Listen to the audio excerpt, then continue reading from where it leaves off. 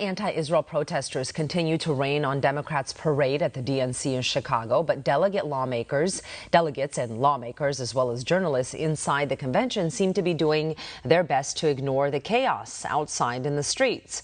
Police in riot gear clashed with violent pro-Hamas protesters for 2 straight nights. Masked protesters dressed in black waved Palestinian flags, yelled anti-Semitic threats, lighting flags on fire, and threw objects at police. They breached the security perimeter of the DNC on Monday, forcing authorities to put up new fencing. But last night, they were in front of the Israeli consulate and marched right into the police barricades. Dozens of arrests were made after they refused to yield to police orders to disperse.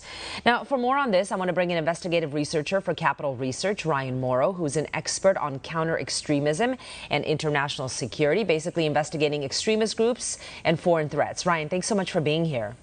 Thanks for having me. Yeah, good to see you. Okay, so you did this massive study, right, on these protesters we've seen across the nation. Now here they are at the DNC. Who are they? Who's organizing these violent protests, extremists, and what are their ties to terrorists, if any?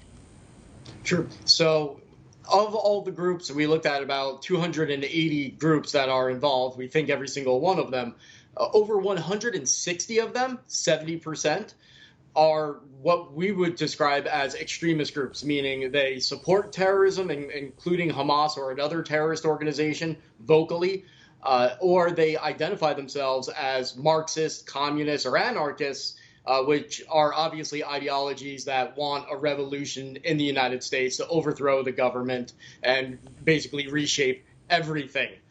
We found a tremendous amount of support within those 162 groups for hostile foreign governments like Russia, China, Iran, even North Korea. 9 foreign governments they have sympathies with, and 19 foreign terrorist organizations, groups within this coalition, have expressed sympathy for. I mean, this is no surprise because these are not just anti-Israel. These are anti-American. These are anti-West. Right. I mean, so who are these top organizations that are, sending these people to the DNC? Can you name some of them? Sure.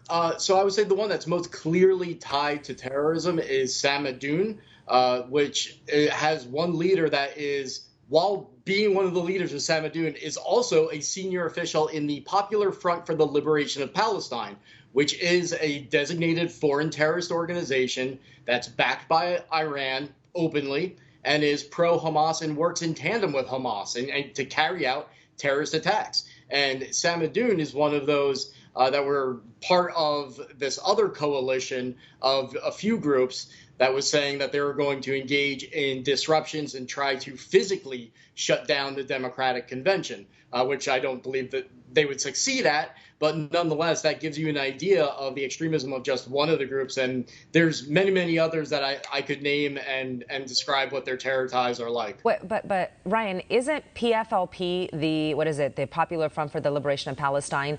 Isn't it recognized as a terrorist organization by the U.S.? Yes, it is.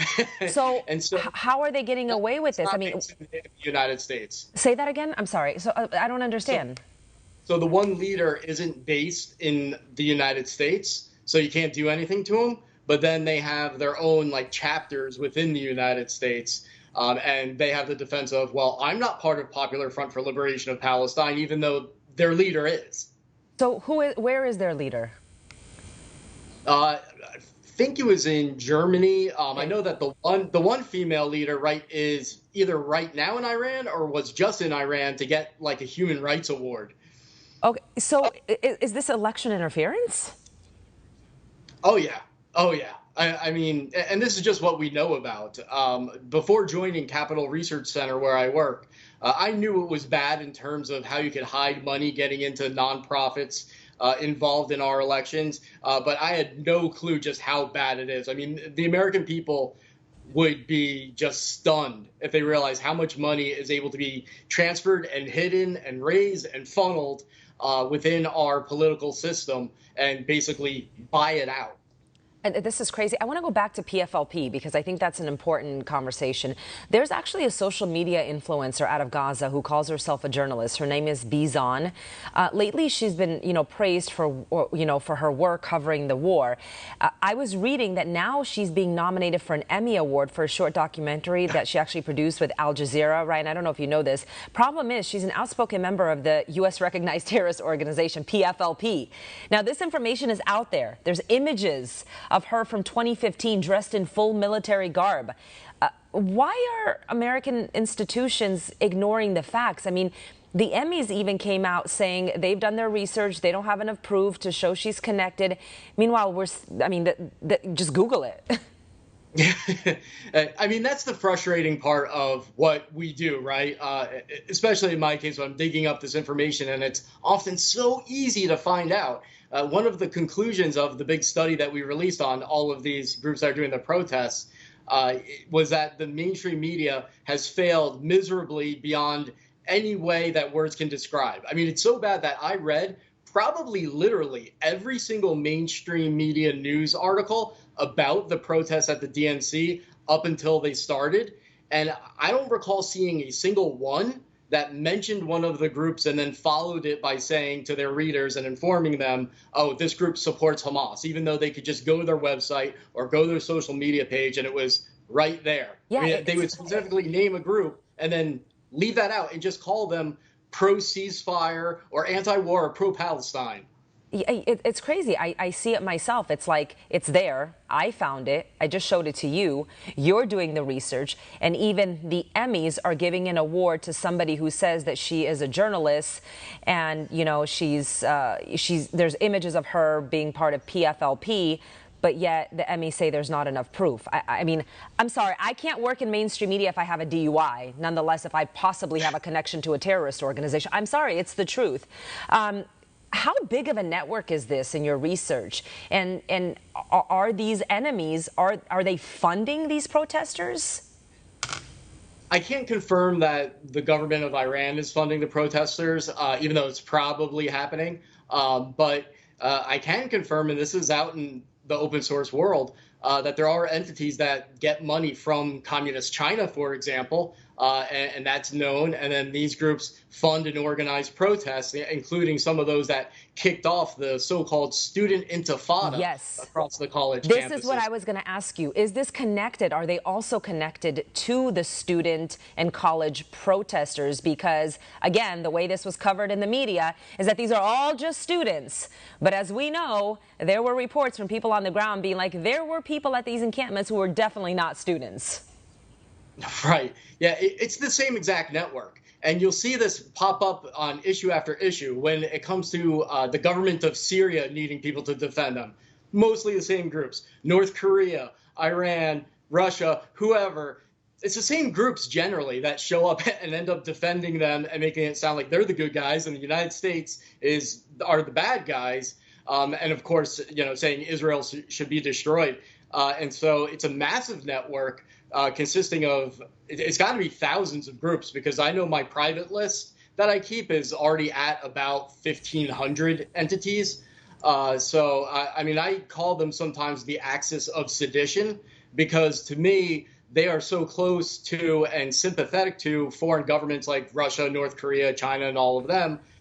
I view it as a singular threat. And so to me, these extremist groups within the United States and the foreign threats that we face overseas are just part of the same thing. So what is the call to action? You have this research. So many other people have this information. What next? So the best thing that people can do is, aside from pass around the link to our study so that you can really open people's eyes, because it's not often that you get a moment like this where you can really make someone get it and do it so quickly. But when you see writers of news articles and reporters doing a bad job and mentioning groups that are extremists, email them, use Influence Watch, for example, to pull up their profile that will have the derogatory information on them with citations, and call them out on social media, on Twitter. Tag them in a post saying, hey, you talked about the Council on American Islamic Relations in your news report. Why didn't you tell your readers that that the leader came out in support of the October 7th attacks after they happened. So you've got to shame them, but you've also got to inform them because honestly, reporters are overworked and massively underpaid. And I can see a lot of scenarios where they're just rushing to get the article out. And so to get the quote from the group involved in the protest, the story's done. They're not going to take the extra step to say, well, now I need to vet the organization, but because that's a little bit beyond my scope. Right, because that's what people expect. They expect the media to actually do the research for them. And as like you said, we covered that here on One America News. Kerr, the executive director, he did talk about, basically came out in support of October 7th. Kerr and AMP just recently came out saying that they're suing the FBI. Did you see that? They've said things like that so much over the course of my career of 20 years studying this that it kind of becomes a blur. I knew that there was a legal case, but it's hard for me to keep track of which one. They literally just came out a couple days ago and said that they're suing the FBI because of discrimination against them. Oh yeah, there was someone on a watch list or something like that. Yeah, exactly. Same story. Yeah. Ryan Mauro, thank you so much for your work. Really appreciate it. Thank you. Thank you. Yeah.